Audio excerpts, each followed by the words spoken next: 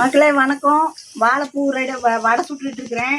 இதுக்கு என்னென்ன போட்டேன்னு பார்த்தீங்கன்னா, எனக்கு கடலப்பருப்பு இல்லை, அதனால ரேஷன் பருப்பு ஒரு டம்ளர் ஊற வச்சேன். அதில் ஒரு 1/4 டம்ளரு புழுங்கலரிசி, ஒரு 1/4 டம்ளரு உளுந்து அது சேர்த்துக்கிட்டேன். ஊற வச்சு அதை ஆட்டிக்கிட்டேன். அதுலேயே 2 வரமிளகாய், அப்புறம் கொஞ்சம் இஞ்சி, அப்புறம் கொஞ்சம் ஒரு கட்டி பூண்டு, அதெல்லாம் போட்டு அதுலேயே ஆட்டி எடுத்துக்கிட்டேன் உப்பு போட்டு. அதுக்கப்புறம் 2 பெரிய வெங்காயம், அப்புறம் கொத்தமல்லி தழை, பச்சை கருவேப்பிலை தழை, 2 பெரிய வெங்காயம், 2 பச்சை மிளகாய், இன்னும் 2 மிளகாய் போட்டு ஆட்டிட்டு 2 மிளகாய் அரிஞ்சு வச்சுருந்தேன். மக்களே வடை வெந்துடுச்சு. இப்போ வடை எடுக்க போகிறேன். என்னென்ன போட்டேன்னு உங்களுக்கு சொல்லியிருக்கேனே, தெரியுதா இல்லையான்னு தெரியல. இன்னொரு சொல்ல சொன்னாலும் சொல்கிறேன். பாருங்க மக்களே, வடை வேறு கரும்பு எடுக்கிறேன். வடை தெரியுதா?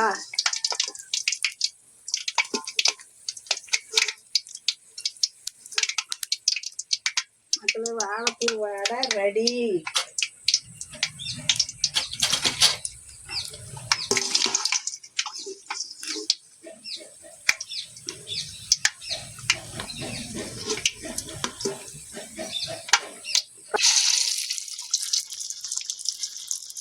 பக்கத்தில் கொஞ்சம் தண்ணி வச்சுக்கோங்க,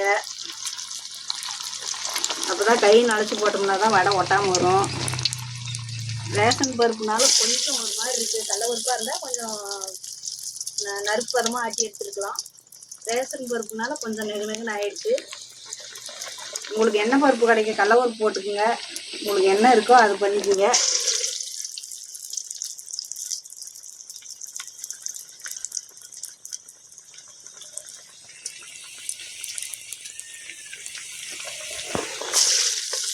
தண்ணி பக்கத்தில் வச்சு போடுங்க. கையில் தொட்டு போட்டிங்கன்னா தான் வடை போய் எண்ணெயில் விழுவும்.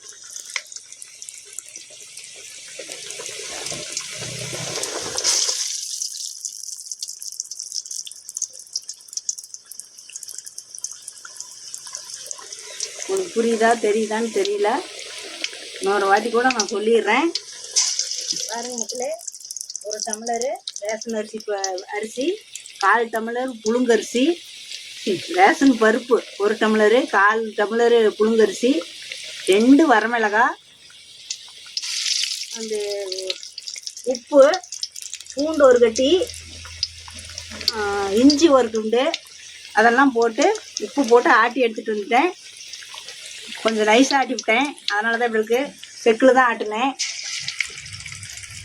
அதுக்கப்புறம் 2 பெரிய வெங்காயம், பச்சை கறிவேப்பிலை, பச்சை மிளகாய், இந்த என்னது